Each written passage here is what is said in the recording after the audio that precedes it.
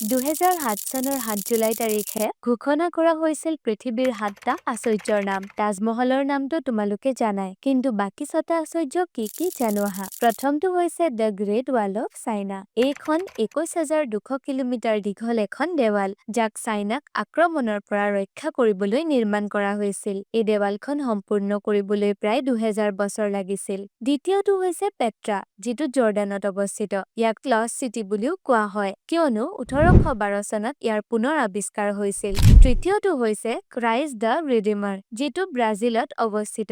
এইটো ১৯৩১ চনত নিৰ্মাণ কৰা হৈছিল আৰু ইয়াৰ উচ্চতা ৯৮ ফুট। এই মূৰ্তিটোৱে শান্তি আৰু খ্ৰীষ্টিয়ান ধৰ্মক প্ৰতিফলিত কৰে। চতুৰ্থটো হৈছে মাচু পিচু, যিটো পেৰুত অৱস্থিত। এই চহৰখন ইনকা সাম্ৰাজ্যৰ ৰজা পাচাচুটিৰ ৰাজগৃহ হিচাপে পৰিচিত। পঞ্চমটো হৈছে চিচেন ইটজা, যিটো মেক্সিকোত অৱস্থিত। এই পিৰামিডটোৰ চাৰিওফালে ৯১টা ষ্টেপ আৰু ওপৰত এটা ষ্টেপ আছে, যিয়ে বছৰৰ ৩৬৫ দিনক প্ৰতিফলিত কৰে। ষষ্ঠটো হৈছে দ্য কলেছিয়াম, যিটো ইটালীত অৱস্থিত। এই এনচিয়েন্ট থিয়েটাৰত ৮০,০০০ জন দৰ্শকে বহিব পৰা সক্ষমতা আছিল আৰু ইয়াত গ্লেডিয়েটৰ্ছসকলৰ যুদ্ধ অনুষ্ঠিত হৈছিল। আৰু সপ্তমটোৱে হৈছে আমাৰ গৰ্ব তাজমহল। অসমত এনে আশ্চৰ্যজনক ঠাই দেখা পাইছা নেকি? কমেণ্টত জনাবা। তেন্তে আজি কি শিকিলা?